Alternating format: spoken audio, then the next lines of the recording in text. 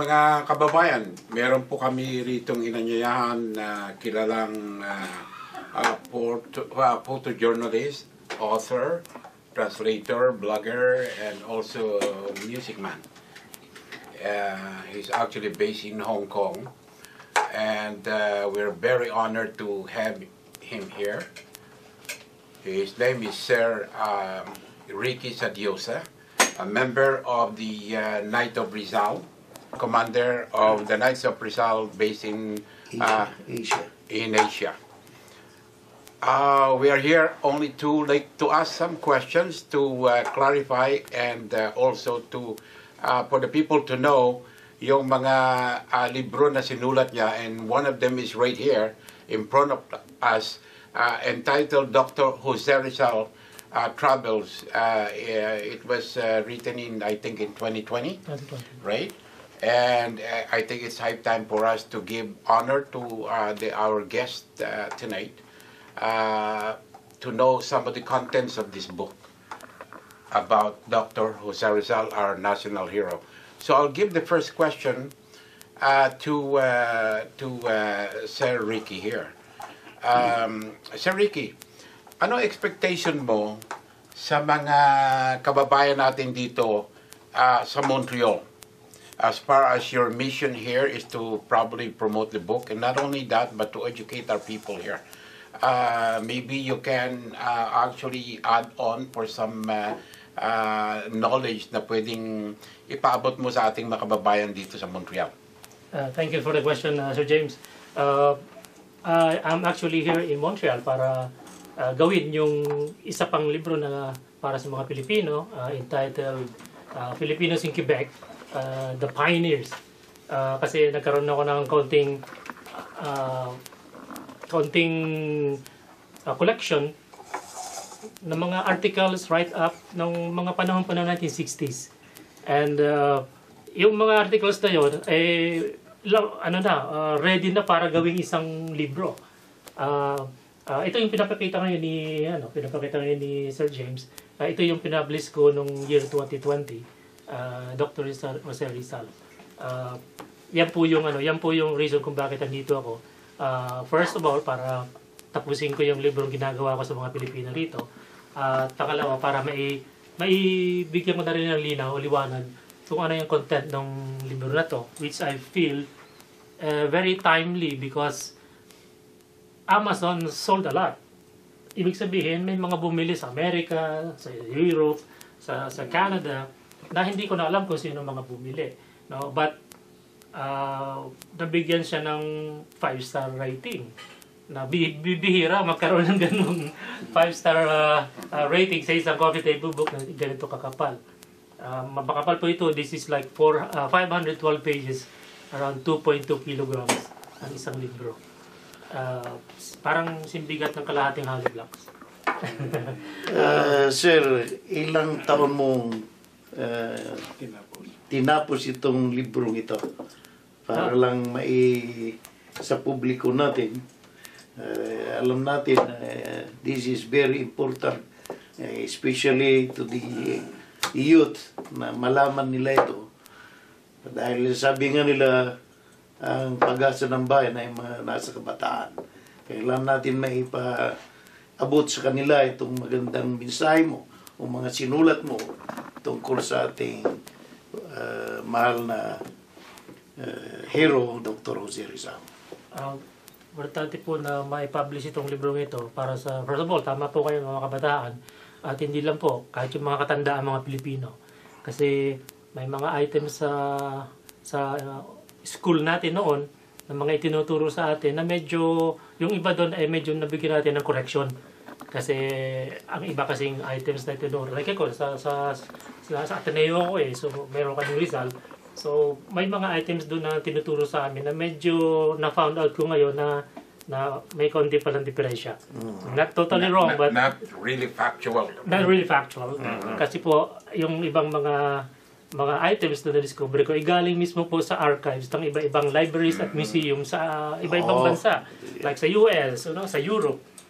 Binisita ko yung Library of Congress, yung Thomas Jefferson Library, na nandoon yung halos more than 400 Jose Rizal titles na hindi mo na makikita ngayon, even sa library sa Pilipinas. So na-preserve po ito. And many of those books were written very early, 1900s. And these are authors na nabuhay ng panahon na yun na pinakamalapit nung kinamatayan ni Dr. Jose Rizal. Hindi na siya yung napasahan ng kwento. Di ba kung ano yung kwento nung 1900, hindi yung mangyayari sa 1920s, 50s hanggang ngayon sa atin, pinasa-pasa lang yung natutunan nila at gumawa ng mga libro.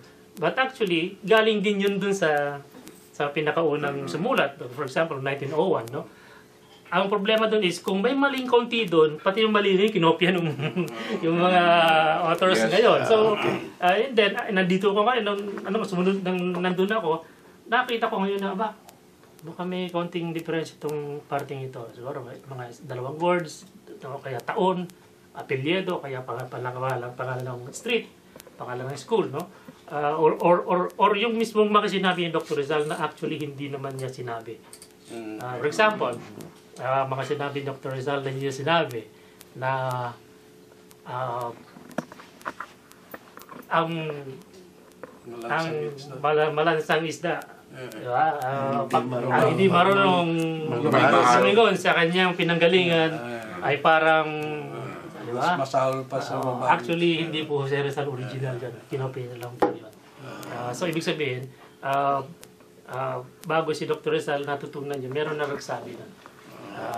So, ibig sabihin, doon po sa library na yun, sa Thomas Jefferson, marami po doon mga libro na hindi na natin makikita pa.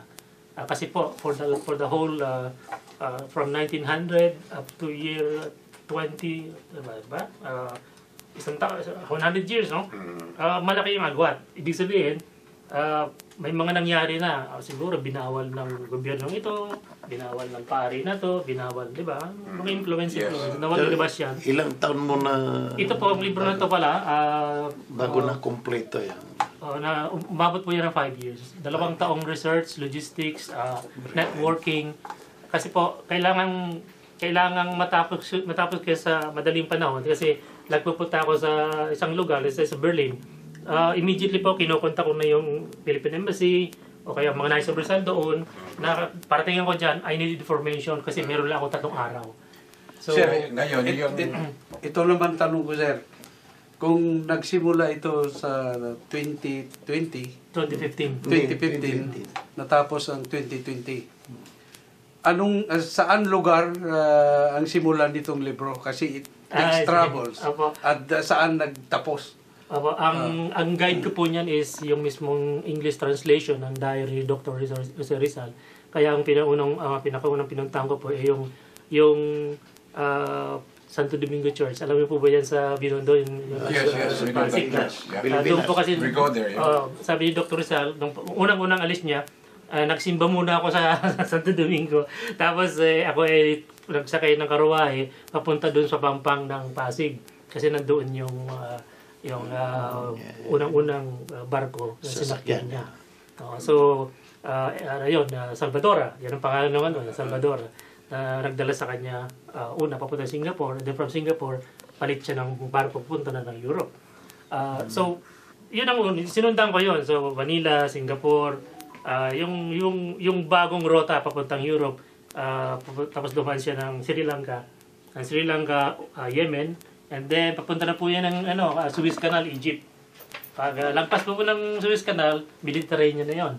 So unang-una makikita mo dyan yung City of Naples. Doon si bumaba, nag-train siya papuntang Barcelona and then Madrid. Kumbaga, sinundan mo yung ruta ni Dr. Rizal nung araw. Not exactly kasi wala nang barkong may ganung schedule. Pero yung mga lugar. Mga stops na niya pinunta ko na yan. Especially Sri Lanka. Alam mo yun sa Yemen ang tawag dyan. Hindi ako pupunta sa city mismo. Kasi yun yung may piracy. Alam mo yung mga commercial ship na dumadaan hina-hijack, pinapirate. Magulo ng time na yun. And then, ang pinakamalapit na susundan ko na, Egypt na. Kasi nandun yung Suez Canal. On this book, anong bansa ang nakatulong talaga sa iyo to clarify yung mga bansa na talagang na-enjoy ni Rizal, or anong bansa ang naka-reflect dito na nakita mo sa kanilang archive na many of them na nandito? Especially po ang Germany and of course Spain. Especially Madrid. Kasi po sa Madrid, doon siya talagang napalaban sa mga kapwa niya Pilipino na mga intellectuals, mga may katamaran, mga Pilipino, mga sugarol, mahilig tumaya sa pati nga siya na tumaya na rin siya sa kumbaga sa yung loto nila ang panahon eh. Lagi siya tumataya noon. Hindi siya nanalo rin siya sa lapitan one time. Nakabili siya ng lupa. But kasi yun ang kasunduan nila ni Brother Nepasiano na talagang ubusin yung time niya tsaka yung pera niya sa pag-aaral ng kultura ng ibang bansa. Kasi nung panahon po na yon, yung Europe po reformation na sila eh. Ibig sabihin for industrialization na sila. Habang ang Pilipinas ano pa rin hawak pa rin, Kita mo, ginagaruto yung mga pare natin, di ba? Ganun sila very medieval lang kanila. Masyado. So habang sa Europe, meron na silang human rights, meron na silang, meron na silang yun ang gustong iuwi ni Rizal. Correct. Yung mga improvement ng human rights. Yes, and then pinag-aralan niya yung science, music, economics. Yun ang assignment niya eh. Kaya nga all out si Pasiano sa kanya, funding. No? May mga times na talagang kasi nung panahon na yun, kung walang pupunta sa Madrid, wala siyang pera. Kung ipapadadala niya sa kumbaga money order, whatever, isang buwan kasi kung gano'ng katagal yung barko, tsaka niya lang marireceive yung pera. Kaya kung sino siya utangan niya yung mga pare, utangan niya yung mga klase niya. So, but then ang ginagawa niya doon is gulgul niya talaga yung oras niya sa assignment na binigay sa kanya ni Brother Nepasiano. May mga times na siya medyo for relaxation siya, but definitely ginagamit niya yung pera. Number one, kulang siya sa pera. Kaya ako minsan nag-aaral siya na walang heater.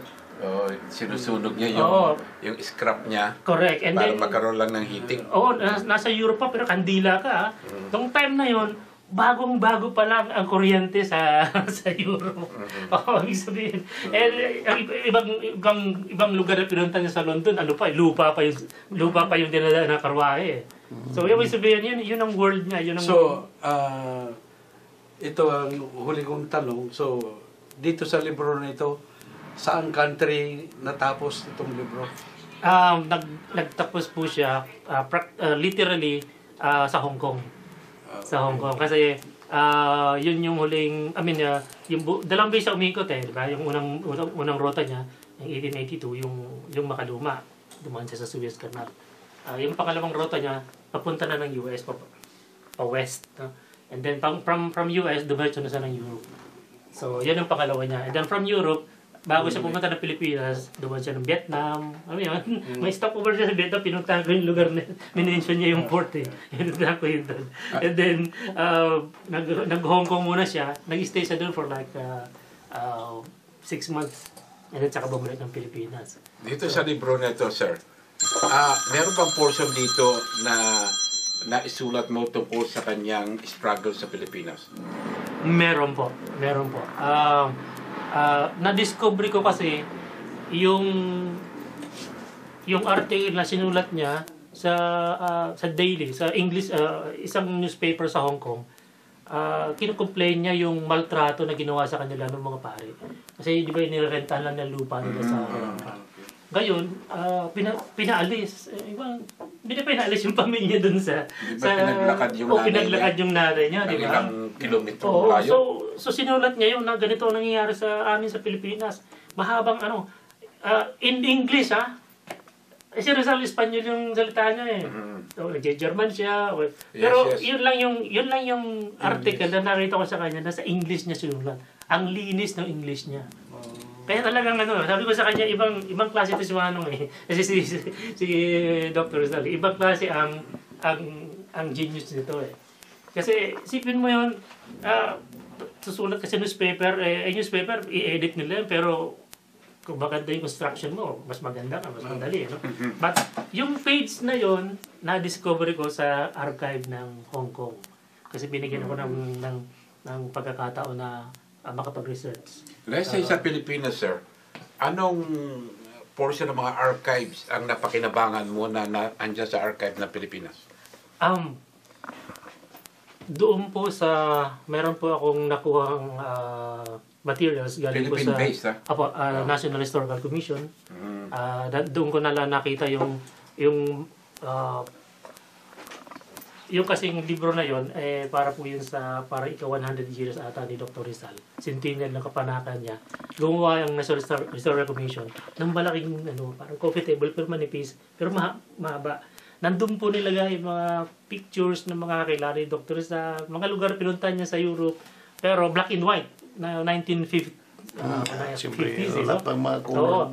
So nakita ko parang i-colored ko kaya lahat to. Okay. I-colored ko kaya to. Kasi yung iba talagang hazy na, alam mo naman black and white nun, ang resolution ng mga black and white talagang nababasag kaya, di ba? I mean, malabo, hindi clear, no? So sabi ko, kagaya yung mga bahay na pinuntahan niya sa nandun yung sa France, no? May mga apartment siya doon na kinuha ng black and white. Talagang malabo. So, pupunta ako doon, kung ano nakita ang picture na yun, tinansya ko kung saan nakatayo yung photographer, doon na po kumuha. Kaya nung itinabi ko yung picture niya, halos pareho. Parang isang photographer lang gumawa. So, pero tabi ko yun. Parang before and now. So, marami akong ginawang ganyan dito sa picture na to. Yung iba po kasi, dahil sa dalawang gerang dumaan sa Europe, marami po doon na talagang hindi na tayo. Hindi na tinayole o nakalimutan na. But, bago nag-gera, magaganda ang picture na yun. Black and white nga lang. So, sabi ko, kinuha ko na rin, let's say, dito yung building na to, pero nag-iba, kinuha ko na rin ng picture kung ano nandun ngayon sa position na yon. So, iba na yung building, pero ito yung original niya ng parang Dr. Rizal. So, kung saan siya nagkakape, minimension niya kasi kung saan siya... Paano ka ma-inspire sa paggawa ng libro ni Rizal? Bago Kung lang kailan akong... nag-umpisa yung aspiration mo? Sa Hong Kong po ko sir, parang doon ka na nakita yung may kulang eh. Parang, ano ba ginagawa ko rito? I mean, may negosyo ko, mayroon ako makilala. And para saan? At bakit? I mean, doon ako nag-isip-isip kasi 32 years na ako sa Hong Kong eh. So naisip ko, nandito na ako, natuto na ako kumuha ng picture, kumuha ng video, and then nagtayo kami ng media production, gamitin ko na rin kaya yun. So, maraming magandang support yun sa akin. Naging daan sa iyo para talagang you zero in sa dito. Yeah, and then nakilala ko doon si Sir Peter Nutinbong na napakalalim din na Rizalista. Hindi lang sa isip sa gawa yun. Kasi kung sabi ko nga kay Sir Jerry noon na kung may gusto kang bigyan ng medalya sa Hong Kong, yun si Sir Peter. Kasi yung pagka Knights of Rizal noon, nasa gawa. Yung ginagawa niya, yung mga nati-terminate yun, alas 2 sa umaga, pinipick up niya kung nasa ang kalye. Kasi kawawa yung Pilipina, walang kakilala. Yung mga inaakusan ng mga empleyado na employer nila na nagnakaw. Dapat siya yung tumatay sa korte. Ni piso walang singil yun. Ni piso walang singil. 17 years na ginagawa yun. Nadinig mo na ba ang pangalang Sir Espito? Oo, nag-meet na sila. Nag-meet na kayo? In a way, may in-offer ba sa iyo para makatulong ng konting research mo or something? In a way, you know? Sir Peter... Si Spital, German yan. German soldier. Si... NATO forces. NATO. Siguro, minimension niya si Lucien. Lucien. Spital, yeah. Ano siya? Ano po siya? Belgian. Sa Las Vegas namin na... Opo, habang nandun ako sa Belgium, kasi may parte doon si Dr. Santo may kwento, may history siya doon eh. So, siya yung nag-support sa akin. Sabi niya, wag ka nang, hindi ko nang tumira sa akin kasi may mga pakikita ko sa'yo. Yung pala, ang dami niya palang niminahan ng mga sulat ni Rizal. Alam mo yung Sabi ko nga kanina, yung bahay niya, siya lang yung may statwa ni, may bust ni Rizal sa harap ng building niya eh. Yung bahay niya, then may Philippine flag. Ano ba ito? Basi? And then, yung basement niya, yung first floor niya, puro Rizal yan. Dalawang beses namin naging guest dito yun. And malalim man Speaker namin. Nung matapos to, bumili siya sa akin ng maraming binili sa. Hindi ko sabihin ko ilan, but marami siyang binili. Palagay ko gift niya dun sa mga... Magkano retail ngayon ito sa online? Hindi po bago presyo niya since 2020. Sa peso po ang... Para sa kababayan natin. Ang benta po niyan wala po yan sa National Bookstore kasi hindi maganda ang terms nila sa mga ganitong libro. Okay. But nandun po siya sa Lazada, nasa Lazada siya sa Shopee. 5,000 pesos po yan. No? Pesos. Doon sa headquarters po natin is 3,500 lang. Sa Philippines, 3,500 natin headquarters, meron to. Meron po. Doon na tayo bibili. Kung sa PI ka, 3,500. Wala pang $100. Sa Amazon, binibenta nila hanggang ngayon, the same price, $106. It's worth it. Yeah. So, hindi ko inaakala na ganito karaming pages yan. But, sabi sa akin ng aking printer, isagad mo na kung ilan ang may papasok mo sa 500 pages. Natawaran ko pa nga, ginawa niya 512. Kasi sabi ko, saan ko susulat yung mga taong tumulong, di ba? Ilang piraso ang pinaprinta mo ganyan, sir? Secret po yan, secret. Corporate secret. Okay. Kasi may susunod may susunod na... Anyway, sir, we thank you for this interview, and we will make sure that yung mga kabataan natin makaabot itong mga libro nito dahil it's really inspiring para sa kababayan natin na merong such person, Dr. Jose Rizal. Malimit nilang natin dinig itong pangalan nito, pero many of them are really ignoramus. When you say, who is Rizal? I heard.